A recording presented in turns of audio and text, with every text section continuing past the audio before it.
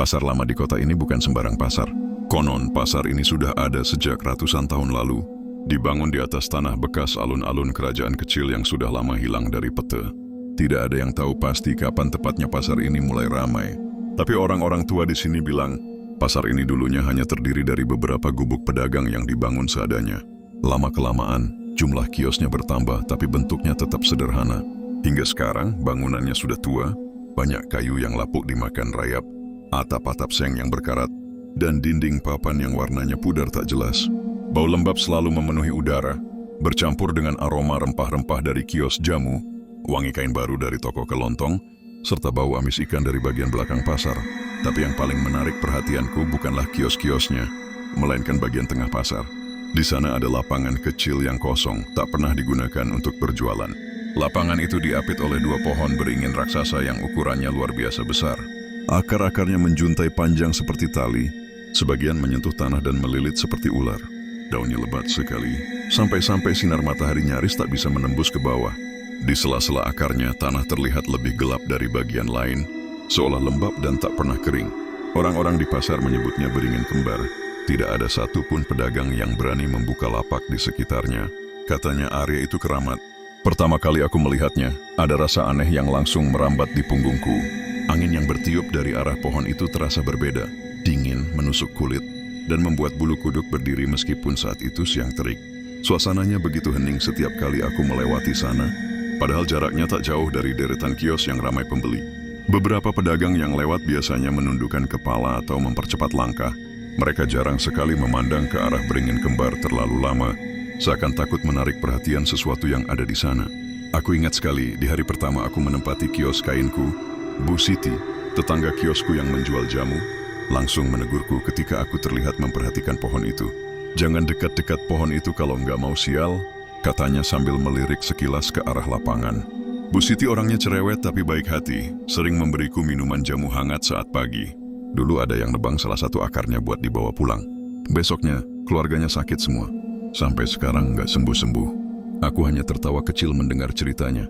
Mengira itu cuma mitos atau sekadar cerita karangan untuk membuat orang takut. Lagi pula, di banyak daerah memang sering ada pohon besar yang dianggap angker. Aku pikir ini tidak ada bedanya. Tapi semua berubah setelah malam itu.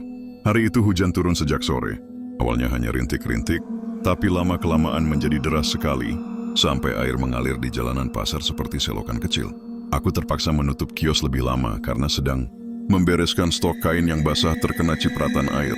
Jam di dinding sudah menunjukkan hampir pukul 9 malam ketika aku akhirnya selesai. Pasar sudah sepi, kebanyakan kios sudah ditutup rapat. Hanya beberapa bohlam yang masih menyala redup di lorong-lorong pasar. Suara hujan yang menghantam atap seng terdengar keras sekali, seperti ribuan jarum jatuh bersamaan. Aku mengangkat tas, menurunkan terpal kios, lalu memutuskan pulang. Biasanya aku mengambil jalur memutar di tepi pasar, tapi malam itu aku memilih jalan pintas melewati jalur tengah, jalur yang dekat dengan beringin kembar.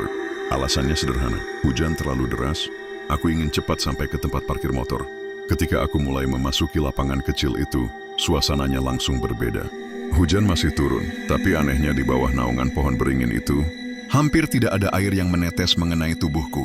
Udara di sana terasa lebih dingin, dan entah kenapa baunya seperti tanah basah yang sudah lama tidak tersentuh. Lampu yang biasanya menerangi jalur itu hanya berkedip-kedip, membuat bayangan akar beringin bergerak seperti tangan raksasa yang menjuntai.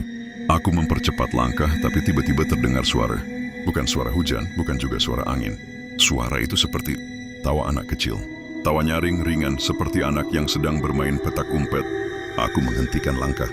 Mataku langsung mencari ke segala arah. Kosong, hanya ada lapangan, akar-akar pohon, dan kios-kios tua yang sudah tutup rapat. Suara itu terdengar lagi, kali ini lebih dekat. Rasanya seperti tepat di belakangku. Aku menoleh cepat, tapi tak ada siapapun. Hanya ada gerakan kecil pada akar pohon, seperti sesuatu baru saja bersembunyi di baliknya. Aku berdiri terpaku antara rasa penasaran dan takut. Aku mencoba meyakinkan diri bahwa mungkin saja ada anak-anak pedagang yang bermain di sini.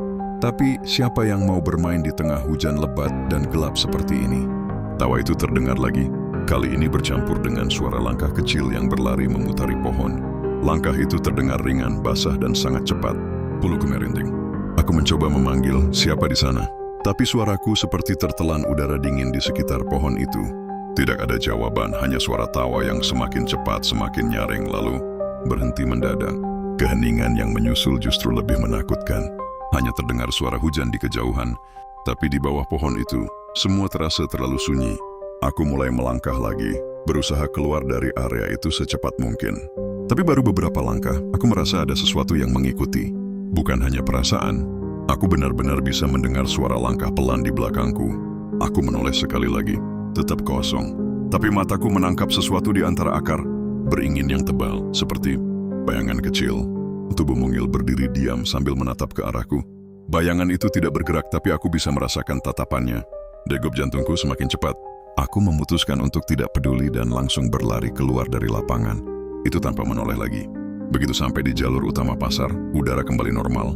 Lampu-lampu terasa lebih terang, dan suara hujan terdengar wajar. Tapi rasa dingin di punggungku belum hilang. Aku tahu apapun yang barusan terjadi di bawah beringin kembar itu bukan hal biasa.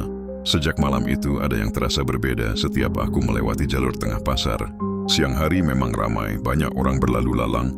Tapi begitu aku melangkah mendekati beringin kembar, hawa dingin itu kembali terasa. Seolah ada lapisan udara lain yang memisahkan bagian itu dari seluruh pasar.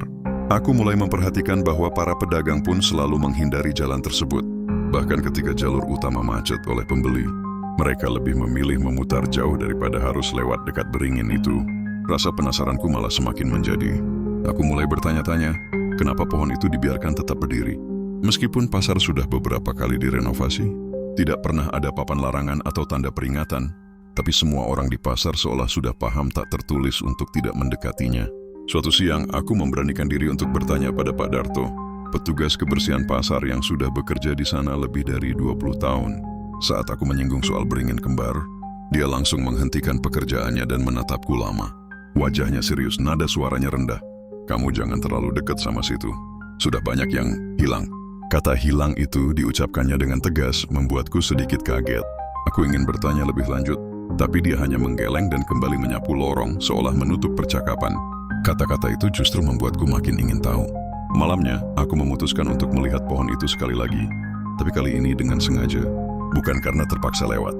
Jam menunjukkan pukul 11:30 malam saat aku keluar dari kios. Pasar sudah benar-benar sepi. Suara hujan yang kemarin terasa mencekam kini digantikan oleh bunyi serangga. Malam yang bersaut-sautan. Lampu-lampu jalan yang mengarah ke jalur tengah pasar sebagian mati, sebagian lagi berkedip-kedip seperti nyala lilin ditiup angin. Semakin aku mendekat, bau melati yang samar mulai tercium. Awalnya lembut, tapi makin lama makin pekat sampai menusuk hidung. Bau itu tidak wajar, terlalu kuat untuk sekadar bunga yang mekar di malam hari. Begitu aku berdiri di ujung lapangan kecil itu, suasana mendadak berubah. Udara seperti membeku. Angin yang tadinya bertiup dari berbagai arah kini berhenti sama sekali. Aku melangkah perlahan. Mataku menatap ke arah akar-akar besar yang menjuntai seperti tali. Setiap kali aku melangkah, suara sepatu yang menginjak tanah terasa terlalu keras di telinga. Seolah semua suara lain menghilang. Tiba-tiba terdengar bunyi ting, ting, ting. Suara logam yang beradu. Diikuti alunan pelan gamelan. Jawa. Suaranya tidak berasal dari pengeras suara atau radio, melainkan dari dalam lapangan itu sendiri. Seakan ada pertunjukan wayang yang berlangsung di balik gelapnya pohon. Aku berdiri mematung. Telingaku menangkap irama gamelan yang perlahan berubah tempo. Dari lambat menjadi lebih cepat, lalu tiba-tiba berhenti. Keheningan yang mengikuti membuat bulu kuduku berdiri. Aku ingin berbalik, tapi langkahku seakan menempel di tanah. Dari sudut mataku, aku melihat sesuatu bergerak. Perlahan aku menoleh. Dari balik akar beringin muncul sosok perempuan. Bajunya putih panjang, lusuh seolah basah. Rambutnya tergerai panjang, menutupi sebagian wajah pucatnya. Tapi yang membuatku terpaku adalah senyumnya, senyum yang terlalu lebar untuk ukuran manusia, memperlihatkan deretan gigi yang tajam dan menghitam di bagian ujungnya. Nafasku tertahan, tanganku dingin. Perempuan itu menatapku lekat-lekat, lalu melangkah maju, gerakannya pelan namun mantap. Setiap kali kakinya menyentuh tanah, bau melati semakin pekat, hampir membuatku mual. Dari sisi pohon yang lain terdengar derap langkah berat. Sosok kedua muncul, laki-laki tinggi besar. Kulitnya hitam seperti arang terbakar, matanya merah menyala. Ia tidak tersenyum, hanya menatapku dengan tatapan yang dingin, seperti sedang menilai sesuatu.